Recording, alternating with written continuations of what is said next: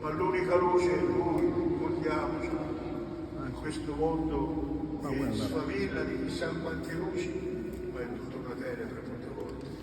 La vera luce è Lui. Cerchiamo di camminare